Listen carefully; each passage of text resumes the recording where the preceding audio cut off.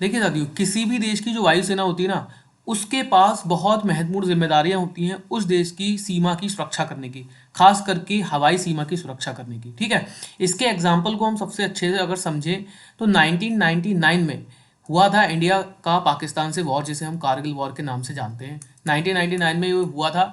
अब देखिए, ये इतनी इंपॉर्टेंट उस समय वायुसेना की स्थिति हो गई थी कि जो पाकिस्तान की आर्मी थी वो बहुत ज़्यादा ऊंचाइयों पर जा करके इंडिया की जो सीमा थी, टेरिटरी थी, उसको मतलब ऑक्यूपाइड कर लिया था पाकिस्तान की आर्मी ने।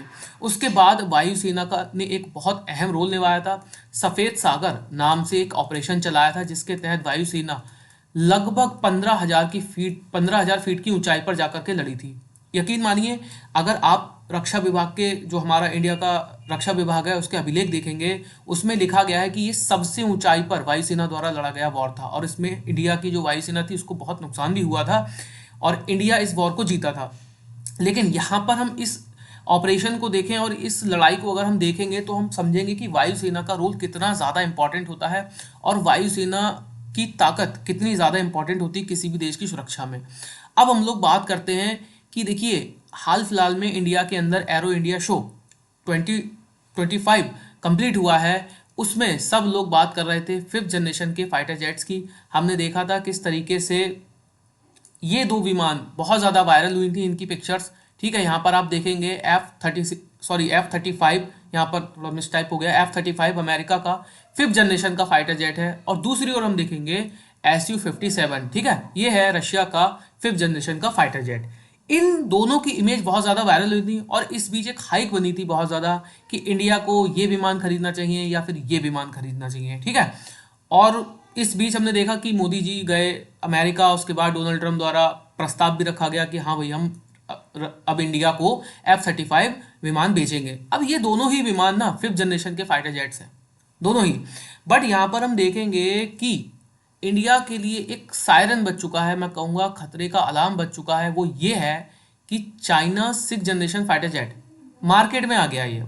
ठीक है, यहाँ पर आप देखेंगे कुछ इमेज, यहाँ पर देखिए, आप ये इमेज देखिए, ये चाइना का सिक्स जनरेशन का फाइटर जेट बताया जा रहा है।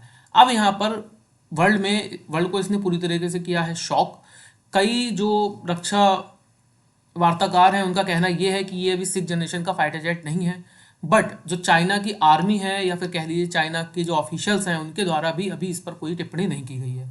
लेकिन कई आर्टिकल्स और कई ऑफिशियल्स ये बता रहे हैं कि ये जो विमान है ना, ये चाइना का सिक्स जनरेशन का विमान है। यहाँ पर आप दो विमान उड़ते हुए देखेंगे, एक तो ये है और दूसरा है ये। अब देखिए, यहाँ पर ये विमान पर हम लोगों की नज़र ज़्यादा रहेगी। इस विमान में है क्या ना, ये टेल लेस विमान है।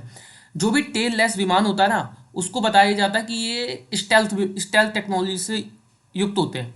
अब स्टेल्थ टेक्नोलॉजी होती क्या है? देखिए, स्टेल्थ टेक्नोलॉजी ये होती है कि जब भी जो रडार की रेस होती है ना, रडार की जो किरणें होती हैं जब विमान पर इस पर पड़ती हैं, तो ये डायमंड शेप जो होती है विमानों की, लड़ाकू विमानों की, ये डायमंड शेप से वो रेस क्या होती है, पलट के वापस चली जाती हैं। ठीक है, इस तरीके से देखिए लौट जाती हैं, मतलब कि उनकी दिशा बदल जाती है, रिसीवर के पास नहीं जा पाती हैं। यही होती है स्टेल्थ टेक्नोलॉजी। अब यहाँ पर ये जो बताया जा रहा है रशिया का ये वाला विमान, ठीक है, ये बताया जा रहा है कि रशिया ने सिक्स जनरेशन का अपना फाइटर जेट विकसित कर लिया है। और मैं ये कह रहा हूँ कि अगर रशिया ने ये विकसित भी नहीं किया है, रशिया सिर्फ इस टेक्नोलॉजी पर काम कर रहा है, फिर भी चाइना अगर इस टेक्नोलॉजी पर सिर्फ काम भी कर रहा है, तब भी चाइना विश्व का ऐसा पहला कंट्री हो गया है जो इस टेक्नोलॉजी पर काम कर रहा है। क्योंकि हाल फिलहाल में हमने देखा है कि अमेरिका ने अभी तक अपना उन्नत जो फाइटर जेट बनाया ना, वो है F35। ठीक है, ये भी स्टेल्थ टेक्नोलॉजी से युक्त है।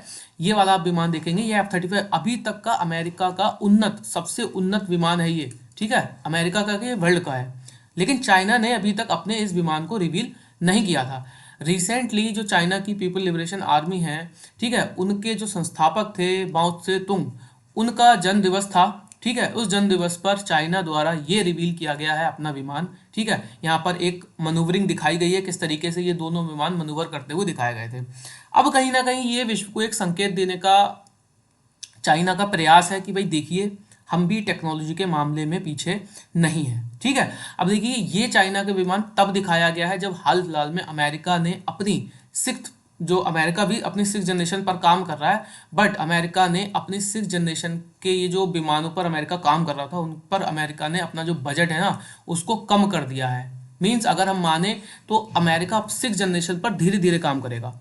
और इसी बीच हम देखते हैं कि चाइना ने मे बी इस, अगर ये विमान हवा में उड़ रहा है तो आप मान के चलिए कि ये प्रोटोटाइप तो नहीं हुआ और ये ऑपरेशनल भी नहीं कहूँगा, लेकिन मैं ये जरूर कहूँगा कि चाइना ने इसको विकसित कर लिया है। और अब ये इंडिया के लिए एक चिंता का विषय है, पूर्ण रूप से चिंता का विषय है। किस लिए? क्योंकि देखिए हाल फिलहाल में इंडिया के पास अगर हम बात करें, जो इंडियन एयरफोर्स है, इंडियन एयरफोर्स के जो चीफ हैं उनके द्वारा बार बार ये चीज़ कही भी गई है कि इंडिया के पास विमानों की बहुत बड़ी कमी है। लगभग इंडियन एयरफोर्स को 42 स्क्वाड्रन की आवश्यकता है, बट इस समय इंडिया के पास 30 स्क्वाड्रन्स ही अवेलेबल हैं।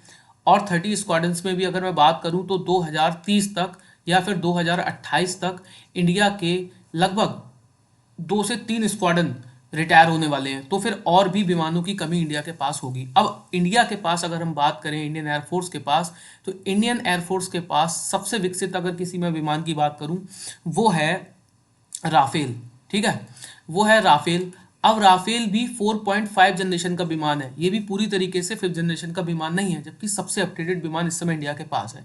अब चिंता का विषय इंडिया के लिए और भी है कि देखिए चाइना ने तो अपना 6th जनरेशन का ये विकसित कर ही लिया है विमान, और थोड़े बहुत दिन बाद मुझे लग रहा है कि ऑपरेशनल भी हो जाएगा थोड़े बहुत दिन बाद। इस बीच एक चिंता का विषय ये भी है कि चाइना के जो JF-16 विमान है, ठीक है, उनको चाइना देने वाला है पाकिस्तान को, और वो विमान जो है ना वो चाइना के 5th जनरेशन के विमान है।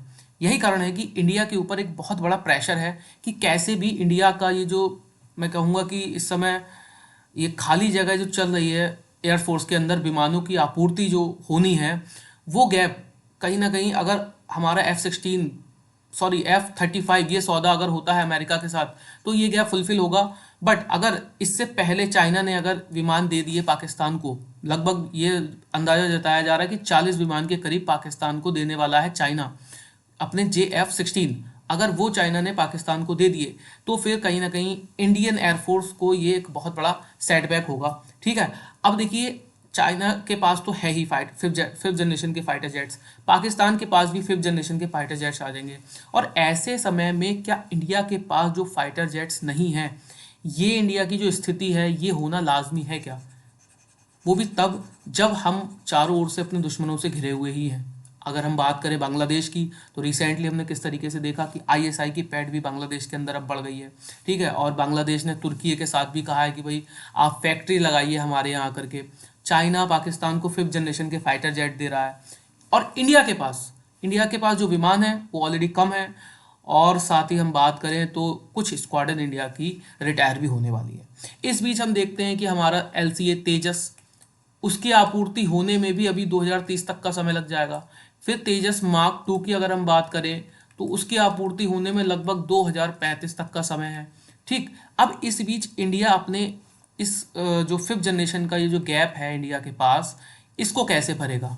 ठीक है, तो देखिए यहाँ पर इंडिया के पास इस समय एक ही ये विमान है जो कि प्रोटोटाइप हमने देखा था, उसमें जो अभी एरो इंडिया शो हुआ था उसमें ये प्रोटोटाइप दिखाया गया था एमका का। ठीक है, मैं यहाँ पर फुल फॉर्म भूल रहा हूँ, सॉरी, एमका। ये इंडिया के द्वारा विकसित, मतलब पूर्ण रूप से स्वदेशी विमान है ये। इंडिया के द्वारा 5th जनरेशन का यही विमान अभी विकसित किया जा रहा है एमका, और इसके भी लगभग अगर हम बात करें इसके प्रोडक्शन की, इसका प्रोडक्शन 2035 तक होना शुरू होगा। आप समझिए 2035 तक इसका प्रोडक्शन शुरू होगा, तो इस समय तक लगभग 2025 अभी चल रहा और 2035, 10 साल का गैप ये जो है, इसमें इंडिया को 5th जनरेशन और 6th जनरेशन इन दो गैप को भरना होगा, बिकॉज ऑफ कि इंडिया के पास विमानों की शॉर्टेज तो है ही। साथ ही हम बात करें कि रिसेंटली अब ये जो अलार्म बजा है ना, ये मतलब बहुत बड़ा वेकन अलार्म है इंडिया के लिए। इंडिया के लिए तो किसी के लिए हो या ना हो, इंडिया के लिए तो ये एक बहुत बड़ा चिंता का विषय है। चाइना का ये 6th जनरेशन का फाइटर जेट, इसका नाम है JF-36।